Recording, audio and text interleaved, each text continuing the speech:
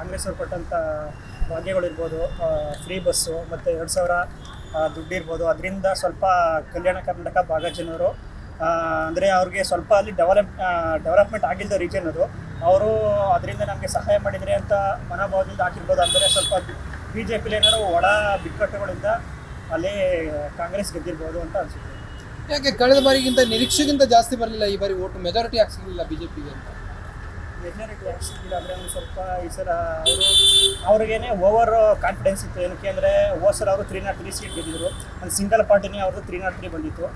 ಅವರು ಅದೇ ರೀತಿ ನಾವು 350 ಕ್ರಾಸ್ ಮಾಡ್ಬೋದು ಅಂತ ಅಂದ್ಕೊಂಡಿದ್ರು. ಈ ಸಲ ಸ್ವಲ್ಪ ಅವರು ರಾಮ ಮಂದಿರ ಎಲ್ಲ ಕಟ್ಟಿರೋದ್ರಿಂದ ಅವ್ರಿಗೆ ಬರುತ್ತೆ ಅಂತ ಅಂದ್ಕೊಂಡಿದ್ರು. ಆದರೆ ಅವ್ರಿಗೆ ಅಲ್ಲೇ UP ಮತ್ತು ಮಹಾರಾಷ್ಟ್ರ ಅಲ್ಲಿ ಸ್ವಲ್ಪ ಅವ್ರಿಗೆ ತುಂಬ ಎಡವಟ್ಟಾಯಿತು. ಅಲ್ಲಿ ಅಂದರೆ ಅವ್ರು ಎಕ್ಸ್ಟ್ರೀಮ್ ಹಿಂದೂಯಿಸಮು ಒಂದು ಸ್ವಲ್ಪ ಇದು ಮಾಡೋಕ್ಕೆ ನೋಡಿದ್ರು. ಅದರಿಂದ ಸ್ವಲ್ಪ ಅವ್ರಿಗೆ ಈ ಅಲ್ಪಸಂಖ್ಯಾತರುಗಳು ಮತಗಳೆಲ್ಲ ಡಿವೈಡ್ ಆಗಿ SP ಮತ್ತು ಕಾಂಗ್ರೆಸ್ ಕಡೆ ಹೋಗಿದೆ ಅಂತ ಅನಿಸುತ್ತೆ ಸರ್. ಇದು ಬಿ ಜೆ ಪಿಯವರು ನೆಗ್ಲೆಕ್ಟ್ ಮಾಡಿದ್ರೆ ಕಡೆಲ್ಲ ಸರಿಯಾಗಿ ಸ್ಪೀಚ್ ಮಾಡಿಲ್ಲ, ಸರಿಯಾಗಿ ತಿಳುವಳಿಕೆ ಹೇಳಿಲ್ಲ, ಸರಿಯಾಗಿ ಕ್ಯಾಂಡಿಡೇಟ್ ನಿಲ್ಲಿಸಲಿಲ್ಲ. ಹೀಗಾಗಿ ಬಿ ಜೆ ಪಿಗೆ ಎಫೆಕ್ಟ್ ಆಯ್ತು. ಈಗ ಮೂಲತಃ ಬಿ ಜೆ ಪಿಗೆ ಜನ ಒಲವಿತ್ತು, ಆದರೂ ಈ ಕ್ಯಾಸ್ಟ್ ವೈಸ್ ಮಾಡೋದಲ್ಲ, ಅದು ಸರಿಯಾಗಿ ಕ್ಯಾಂಡಿಡೇಟ್ ನಿಲ್ಲಿಸಲಿಲ್ಲ, ಹಾಗಾಗಿ ಅವ್ರಿಗೆ ಎಫೆಕ್ಟ್ ಆಗಿದೆ. ರಾಮ ಮಂದಿರ ಯಾಕೆ ವರ್ಕೌಟ್ ಆಗಲಿಲ್ಲ ಬಿ ಜೆ ಪಿಗೆ ಅಂತ? ರಾಮ ಮಂದಿರಕ್ಕೂ ಬಿ ಜೆ ಪಿ ಸಂಬಂಧ ಇಲ್ಲ ಸರ್. ರಾಮ ಮಂದಿರ ಅನ್ನೋದು ಅಲ್ಲಿ ಪ್ಲೇಸ್ ಇರ್ತದು, ಅದನ್ನು ಮಾಡಿದ್ದಾರೆ ಇವರಷ್ಟೇ. ಓಟಿಗೋಸ್ಕರ ಗಿಮಿಗೋಸ್ಕರ ಜನ ಅಂತಿದ್ದಾರೆ ಅಷ್ಟೇ. ಅವ್ರು ಓಟಿಗೋಸ್ಕರ ಗಿಮಿಗೋಸ್ಕರ ಏನೂ ಮಾಡಿಲ್ಲ. ರಾಮ ಮಂದಿರ ಅಲ್ಲಿತ್ತು, ರಾಮ ಮಂದಿರ ಕೋರ್ಟ್ ಆರ್ಡರ್ ಕೊಟ್ಟು ಆಗ ರಾಮ ಮಂದಿರ ಮಾಡಿದ್ದಾರೆ ಅಷ್ಟೇ. ರಾಮ ಮಂದಿರಕ್ಕೂ ಎಲೆಕ್ಷನ್ ಸಂಬಂಧವೇ ಇಲ್ಲ, ಅದು ಜನಗಳಿಗೆ ಅನ್ಕೋತಿದ್ದಾರೆ ಅಷ್ಟೇ. ರಾಮ ಮಂದಿರಕ್ಕೂ ಬಿ ಜೆ ಪಿಗೂ ಸಂಬಂಧವೇ ಇಲ್ಲ ಏನು. ಹಂಗಾಗಿ ಅದು ರಾಮ ಮಂದಿರ ಅದು ಹಿಂದೂಗಳ ದೇವರು.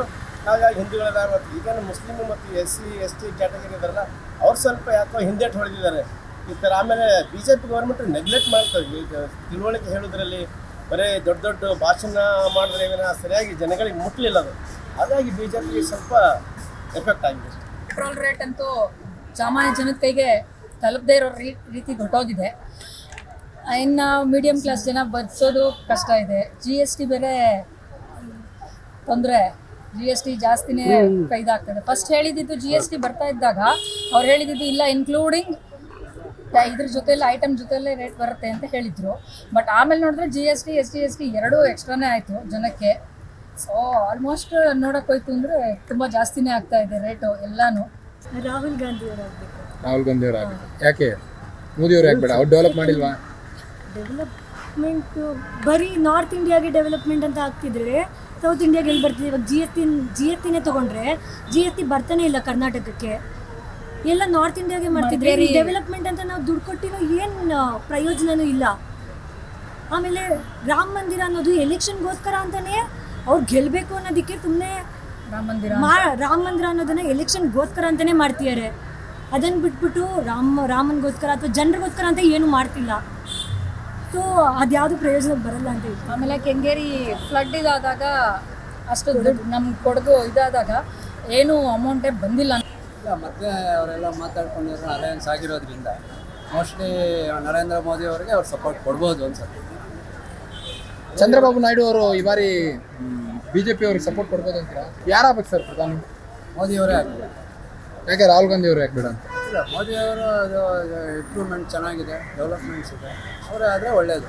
ಕಳೆದ ಬಾರಿ ಹೋಲಿಸೋದಾದರೆ ಈ ಬಾರಿ BJP ಯಾಕೆ ಮೆಜಾರಿಟಿ ಜಾಸ್ತಿ ಬರಲಿಲ್ಲ ಅಂತ?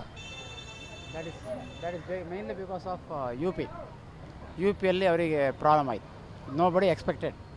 ಸೊ UP ಒಂದು ದೆನ್ ಏನಾದರೂ ಒಂದಿದ್ದು ರಾಜಸ್ಥಾನ್. ಬಟ್ ಈ ಉತ್ತರ ಪ್ರದೇಶದಲ್ಲಿ ರಾಮ ಮಂದಿರ ವರ್ಕೌಟ್ ಆಗುತ್ತೆ ಅಂದ್ಕೊಂಡಿದ್ರು ಈ ಜನ, ಬಟ್ ಯಾಕೆ ಆಗಲಿಲ್ಲ ಈ ಬಾರಿ? ಅದೇ ನನಗೆ ಗೊತ್ತಾಗ್ತಾ ಇಲ್ಲ ಯಾಕಾಗಿಲ್ಲ.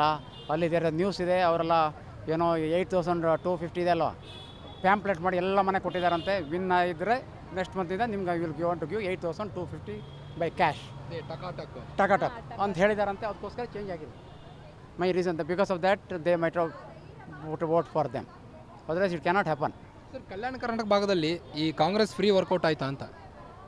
ಅದು ಕೆಲವು ನಮಗೆಲ್ಲ ಕೆಲಸ ಒಬ್ಬರು ಬರ್ತಾರೆ, ಅವ್ರು ಹೇಳ್ತಾರೆ 2,000 ಕೆಲವು ಮಂದಿ ಬರುತ್ತೆ, ಕೆಲವು ಮಂದಿ ಬರೋಲ್ಲ. It is not guaranteed. But may be guaranteed.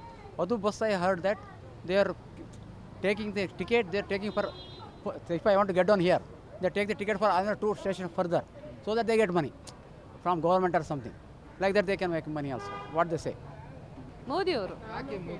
ಮೋದಿಯವರು ಅಂದರೆ ಅವ್ರದ್ದು ಡೆವಲಪ್ಮೆಂಟ್ ಆ ಥರ ಇದೆ. ಅದು ಮತ್ತು sincere he is honest, he is not cheating, he is not want to make money, he doesn't have see his family, his mother's what happened, he didn't do anything. If suppose Rajiv Gandhi, Rahul Gandhi, they suppose their parents or something goes, they make big issue here, how much crowd people, how much money they spend. He not spent a single pie. ಇಲ್ಲ ನಾನು ಹೇಳಿದ್ದು ನನಗೂ ಮೋದಿನೇ ಆಗಬೇಕಂತ ಇದೆ. 10 ವರ್ಷದಿಂದ ತುಂಬ improvements ಆಗಿದೆ.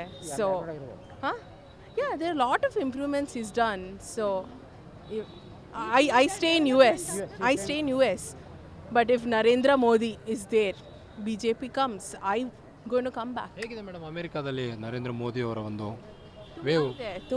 ತುಂಬ ವೇವ್ ಇದೆ. ಎಲ್ಲ ಯಂಗ್ಸ್ಟರ್ಸು ತುಂಬ ಜನ, ನಾನು 100% ಹೇಳಲ್ಲ, ಅಟ್ಲೀಸ್ಟ್ 85% ಎಲ್ಲ ಮೋದಿಗೆ ವೋಟ್ ಹಾಕೋದು. ಇಲ್ಲೂ ಬೆಂಗಳೂರಲ್ಲೂ ನೋಡಿದ್ರಿ ಅಲ್ಲ, ಯಾವುದೇ ಪಕ್ಷ ಆಡಳಿತ ಪಕ್ಷದಲ್ಲಿರ್ತಕ್ಕಂಥ ಒಂದು ಪಕ್ಷ ಮುಂದೆ ನೆಕ್ಸ್ಟ್ ಚುನಾವಣೆಗೆ ಹೋದಾಗ ಆ್ಯಂಟಿ ಇನ್ಕಂಬರೆನ್ಸ್ ಅಂತಿರ್ತದೆ. ಆಡಳಿತ ವಿರೋಧ ಅಲ್ಲಿ ಅಂತಿರ್ತದೆ. ಏನೇ ಒಳ್ಳೆ ಕೆಲಸ ಮಾಡಿದರೂ ಕೂಡ, ಜನಗಳಿಗೆ ರೀಚ್ ಆಗಿದ್ದರೂ ಕೂಡ ಆಡಳಿತ ವಿರೋಧ ಅಲ್ಲಿ ಅದು ಸಾಮಾನ್ಯವಾಗಿದೆ ನೀವು ನಮ್ಮ ದೇಶದಲ್ಲಿ, ಆಯಿತಾ. ಅದು ಎಲ್ಲ ದೇಶಾಂತಲೆಲ್ಲ ಎಲ್ಲ ಕಡೆಯೂ ನೀವು ಇಡೀ ವಿಶ್ವದಲ್ಲೇ ಅದು ಕಾಮನ್ ಆ್ಯಂಟಿ ಇನ್ಕಂಬರೆನ್ಸ್ ಅಂತಿರ್ತದೆ. ಅದೇ ರೀತಿ ಇವರು 10 ವರ್ಷದಿಂದ ಆಡಳಿತ ಮಾಡ್ತಾ ಇದ್ದಾಗ ಇನ್ನೂ ಆ್ಯಂಟಿ ಇನ್ಕಂಬರೆನ್ಸ್ ಇರ್ತದೆ ಯೂಶಲಿ ಸಾಮಾನ್ಯವಾಗಿ. ಆದರೂ ಕೂಡ ಇವರು ಗಮನಾರ್ಹವಾಗಿ ಗೆದ್ದಿದ್ದಾರಲ್ಲ, 240 ಸೀಟ್ ಗೆದ್ದಿದ್ದಾರೆ ಆಲ್ಮೋಸ್ಟ್. ಅಲ್ಲ ಕಂಟೆಸ್ಟ್ ಮಾಡಿರೋದು ಅಷ್ಟಕ್ಕೂ ಮಾಡಿಲ್ಲ, ಬೇರೆ ಪಕ್ಷ ಜೊತೆ ಹಂಗ ಅವರ ಮಾಡಿ ಸ್ವಲ್ಪ ಮಾಡಿರೋದ್ರಲ್ಲಿ ಇವರ ಪರ್ಫಾರ್ಮೆನ್ಸ್ ನೋಡಿದರೆ ಕಂಪೇರ್ ಟು ಲಾಸ್ಟ್ ಟೈಮ್ ಆಡಳಿತ ವಿರೋಧ ಇದ್ದರೂ ಕೂಡ ಇರುತ್ತೆ. ಅದರಲ್ಲೂ ಕೂಡ 240 ಸೀಟ್ ಬಂದಿದೆ ಅಂದರೆ ನನಗೇನೋ ಇಟ್ ಈಸ್ ಸಮಥಿಂಗ್ ಅಚೀವೇಬಲ್, ಅದು ಒಳ್ಳೆ ಒಂದು ಗ್ರೇಟ್ ಅಂತ ನಾನು ಹೇಳ್ತೀನಿ. ಯಾವುದೇ ದೇಶದಲ್ಲಿ ನೀವು ಪ್ರಗತಿ ಹೊಂದುತ್ತಿರುವ ದೇಶದಲ್ಲಿ ನೀವು ಒಂದು ಬದಲಾವಣೆಯನ್ನು ಕಂಡೇ ಕಾಣ್ತೀರಾ. ಈ ಬದಲಾವಣೆಯಿಂದ ದೇಶದ ಉನ್ನತಿಗೆ ಬಹಳ ಪೂರಕವಾಗಿರ್ತದೆ ಅಂತ ನಾನು ನಂಬಿದ್ದೀನಿ.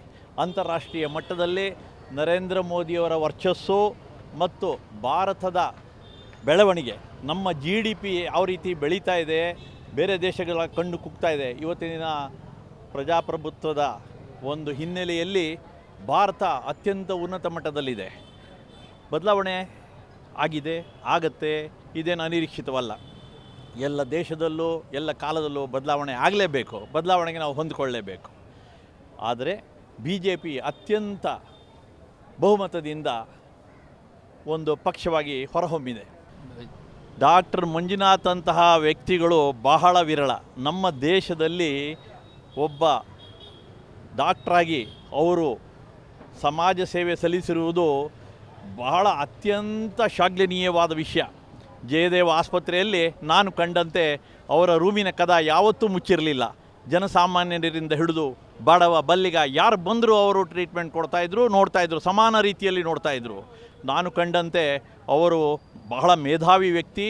ಅವರನ್ನು ಒಮ್ಮೆ ಲಿಫ್ಟ್ನಲ್ಲಿ ಒಂದು ಫ್ಲೋರಿಂದ ಒಂದು ಫ್ಲೋರ್ಗೆ ಹೋಗುವಾಗ ಒಂದು ಪುಸ್ತಕವನ್ನು ಇಟ್ಟುಕೊಂಡು ಅದರಲ್ಲೂ ರೆಫರ್ ಮಾಡ್ತಾಯಿದ್ರು. ಲಿಫ್ಟಲ್ಲಿ ಹೋಗುವಂತಹ ಸಮಯವನ್ನು ಕೂಡ ಆ ವ್ಯಕ್ತಿ ವೇಸ್ಟ್ ಮಾಡದೆ ಅಂತಹ ಒಂದು ಕಾರ್ಯವನ್ನು ಮಾಡಿದ್ದು ನೋಡಿ ನನಗೆ ಬಹಳ ಆಶ್ಚರ್ಯವಾಯಿತು. ನಾನು ಸುಮಾರು ದೇಶಗಳನ್ನು ಪ್ರಯಾಣ ಮಾಡಿದ್ದೇನೆ, 26 ದೇಶಗಳನ್ನು ನಾನು ಇದುವರೆಗೂ ಪ್ರಯಾಣ ಮಾಡಿದ್ದೇನೆ.